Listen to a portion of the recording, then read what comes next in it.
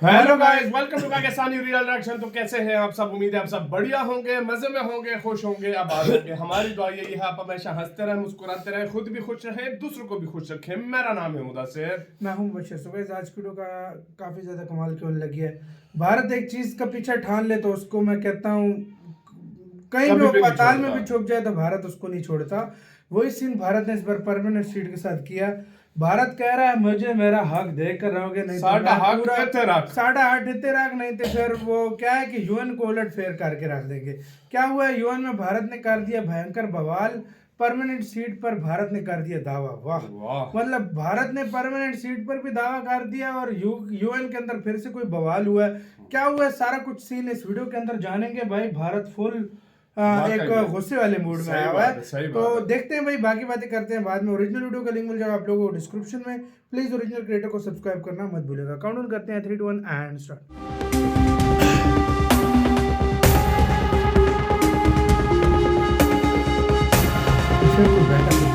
UN में भारत भयंकर बवाल करने के मूड में है।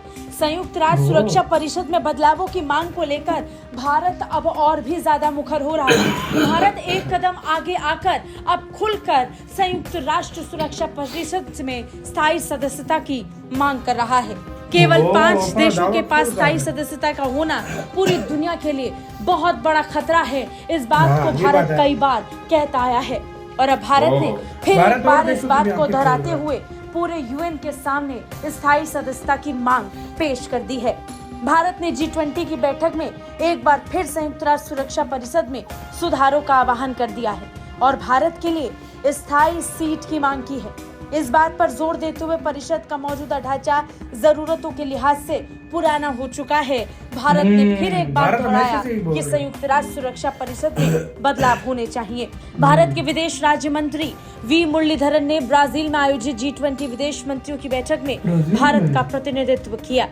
ब्राजील की अध्यक्षता के तहत G20 की मंत्री स्तरीय बैठक में मुरलीधरन ने बातचीत, सतत विकास और बहुपक्षीय सुधारों की वकालत करते हुए ज्यादा वैश्विक सहयोग और अंतर्राष्ट्रीय चुनौतियों पर प्रतिबद्धता की मांग की है।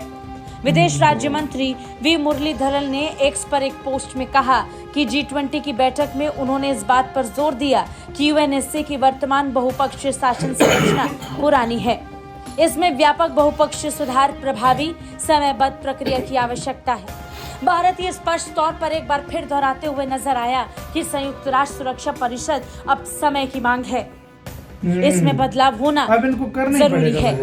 भारत के रुख को दोहराते हुए मुरलीधरन ने विदेश मंत्रियों को ये भी याद दिला दिया कि एक आर्थिक मंच के रूप में G20 को सतत विकास लक्ष्यों और जलवायु परिवर्तन पर ध्यान देना चाहिए। भारत सुरक्षा परिषद में लंबे समय से लंबित तत्काल सुधार के लिए संयुक्त राष्ट्र में प्रयासों में सबसे आगे रहा है। भारत लगातार संयुक्त राष्ट्र सुरक्षा परिषद में बदलावों की मांग को दोहराता आया है और एक बार फिर भारत ने इस मांग को दोहराते हुए स्थायी सदस्य के रूप में अपने नाम की पेशकश कर दी है। भारत सुरक्षा परिषद में लंबे समय से लंबे तत्काल सुधार के लिए संयुक्त राष्ट्र में प्रयासों में सबसे आगे रहा है। भारत ने लगातार इस बात पर जोर दिया कि वो स्थायी सदस्य के रूप में संयुक्त राष्ट्र के उच्च पटल पर जगह पाने का सही हकदार है। भारत ने भू राजनीतिक मुद्दों को रचनात्मक ढंग से संबोधित करने और जमीन खोजने की आवश्यकता पर भी जोर दिया। G20 के विदेश मंत्री 2012 से एक समूह के रूप में बैठक कर रहे हैं और इसी बैठक के दौरान भारत ने एक बड़ी बात कही। विदेश मंत्री एस जयशंकर ने भी हाल ही में कहा था कि भारत को संयुक्त राष्ट्र सुरक्षा परिषद में स्थायी सीट जरूर मिलेगी। उन्होंने कहा था कि यूएनएससी में सीट का मिलने का मुझे 100% यकीन है। चीन की ओर से आने वाली अड़चन की ओर इशारा करते हुए उन्होंने कहा कि हम वहां पहुंचेंगे, लेकिन इसे आसानी से हासिल नहीं कर पाएंगे क्योंकि दुनिया प्रतिस्पर्धा से भरी है और कुछ ताकत हमें रोकना भी चाहती है।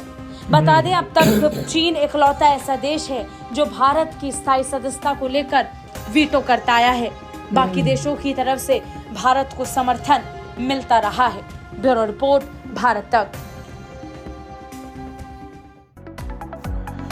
तो इसी के साथ हुई गाइस वीडियो खत्म। ओरिजिनल मतलब इंडिया मुझे लग रहा है इस साल के एंड तक नहीं छोड़ने वाला उनको या अगले साल तक वो हर हाल में इंडिया जो है ना वीटो पावर लेकर रहेगा, मुझे लग रहा है।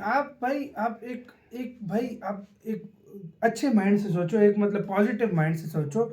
दुनिया के लेवल पे देखो कोई चीज हर चीज को इक्वल रख के हमें अगर सोचे ना तो भारत से ज्यादा डिजर्विंग मैं कहता हूँ जो ऑलरेडी वीटो पावर देश है ना वो भी नहीं है। सही बात। भारत से ज्यादा डिजर्विंग ये यूके ब्रिटेन ये भी नहीं है मेरे लिहाज से। सही बोला। जितना भारत डिजर्विंग है सीट का भाई। और यार देखो दुनिया का सबसे बड़ी पॉपुलेशन भाई सबसे जो 140 भारत करोड़, में है। दुनिया की 140 मतलब करोड़। 7 हिस्से हो ना तो उसमें से हाँ, एक हिस्सा बिल्कुल। आबादी भारत का है। भारत तो का। भाई तुम ऐसे देश को नहीं दोगे यार, तुम पागल हो भाई सीरियसली। ये बात है, ये बात सच है यार। और दूसरी बात ये कि यार देखो जीडीपी के मामले में भी अच्छा है। जीडीपी पावर हर मामले में भारत मिलिट्री के मामले में हाँ। हर तरह के रिसोर्सेज दुनिया को जहाँ पर मदद दुनिया को खाना भारत खिला रहा है। एग्रीकल्चर दुनिया को मतलब अपने खाने पीने की चीजें, फार्मास्यूटिकल दवाइयां फ्री कंट्रीज को लोन दे रहा है। जो कंट्रीज डेवलप नहीं हो रही उनको डेवलप के ऊपर कोई मुसीबत आती है सबसे पहले इंडिया पहुंचा होता है, सारा कोई मददगार होता है। तो ऐसे कंट्री को क्यों पीछे रखा है? ऐसे कंट्री को ना भी देना मैं कहता हूँ ये बहुत बड़ी बेवकूफी है सबसे ज्यादा। इंडिया की जो है ना चाल चेक करो, इंडिया ने जिस तरीके से चाल चली है। इंडिया ने ये कहा है कि अब इंडिया तो यूएनएससी के में तो जाकर बोलता ही है, अब G20 में बड़े बड़े मंचों में हर मंच पे भारत बोल रहा है। अब इंडिया हर बड़े मंच भारत हमेशा भारत का एक स्टांस है। और इंडिया ये भी नहीं, इंडिया के साथ में लेकर आ रहा है ब्राजील को, साथ में लेकर आ रहा है जापान को। भारत पता है भाई भारत क्या कर रहा है? भारत की मुझे एक चीज अच्छी अपने लिए तो आवाज उठा रहा है। अफ्रीका में भी एक कंट्री को बोल रहा है, अफ्रीका कॉन्टिनेंट से भी एक होना चाहिए। अच्छा एशिया इतना बड़ा है, दुनिया की 65% आबादी एशिया की है और वहां से सिर्फ एक ही कंट्री है चाइना। ये कैसे पॉसिबल है भाई? तो वो कहता है एशिया से भी कम से कम 2-3 कंट्रीज हो। इंडिया और जापान हो गया। यूरोप से वो देखो फिर जर्मनी को डाल दिया, ब्राजील को लैटिन अमेरिका से डाल दिया। हाँ तो इस तरह इनके हक बनते हैं भाई। इंडिया अपने लिए नहीं कह रहा, इंडिया कहता है रिफॉर्म्स करो और उनको भी लाओ। भारत इसके खिलाफ है कि जब भी 170-80 देश एक जगह होते हैं एक बंदा मुंह उठा के एक कंट्री वीटो कर देता है। भारत को यार आप लोगों से एक क्वेश्चन है, आपकी नजर में आप क्या समझते हो कितनी देर में इंडिया परमानेंट सीट हासिल कर सकता है? जिस तरह की आपकी नजर में आप क्या समझते हो, मतलब आगे मुश्किल आएगी या नहीं आएगी या प्रॉब्लम आएगी कि नहीं, वो आप जिस तरह जद्दोजहद चल रही है ना भारत की, मैं 1-2 साल बोलूंगा भाई। 1-2 साल मैं बोलूंगा।